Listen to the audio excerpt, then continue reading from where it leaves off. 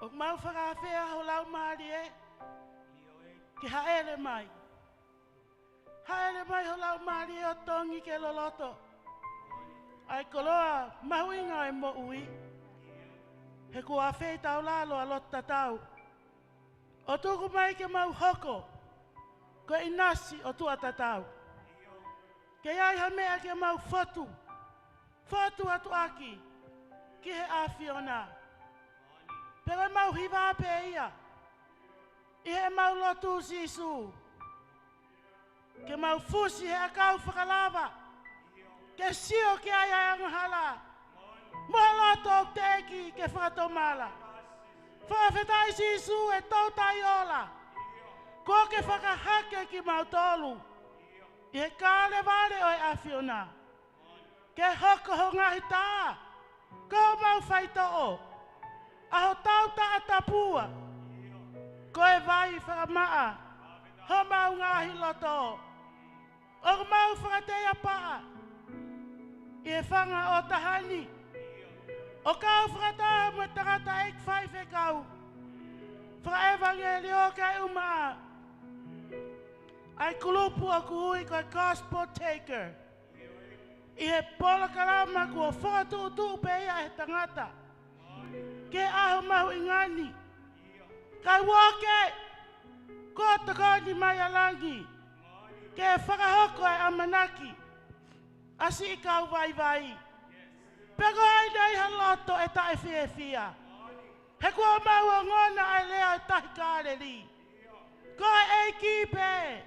Koe e kipe. Whawhetai atu ho mau lau maari e ki tae ngata. He mau a o tua ofa.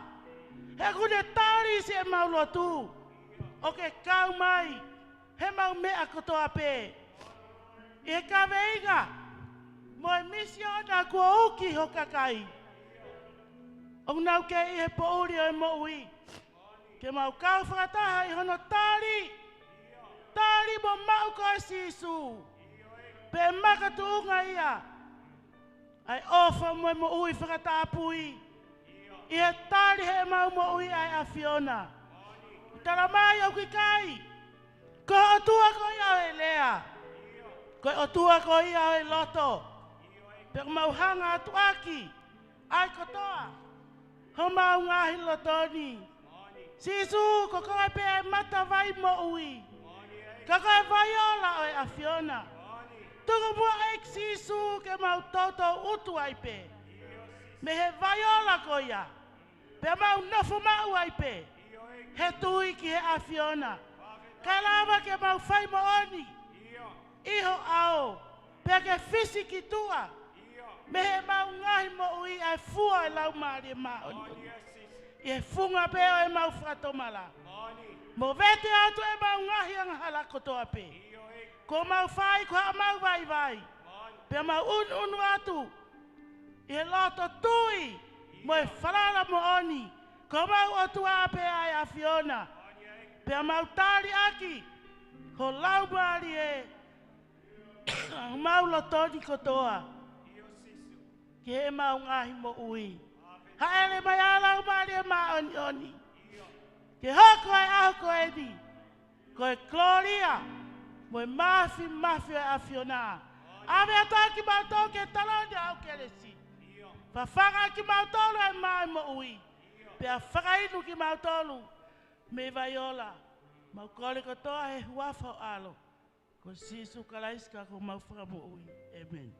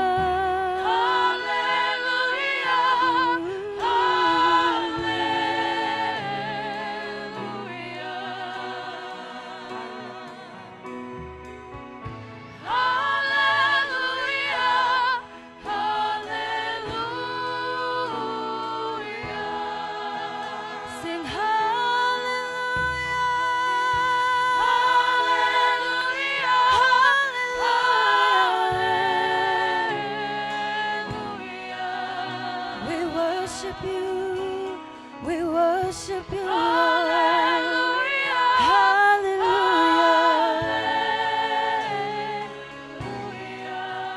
You're the King of Kings and Lord of Lords.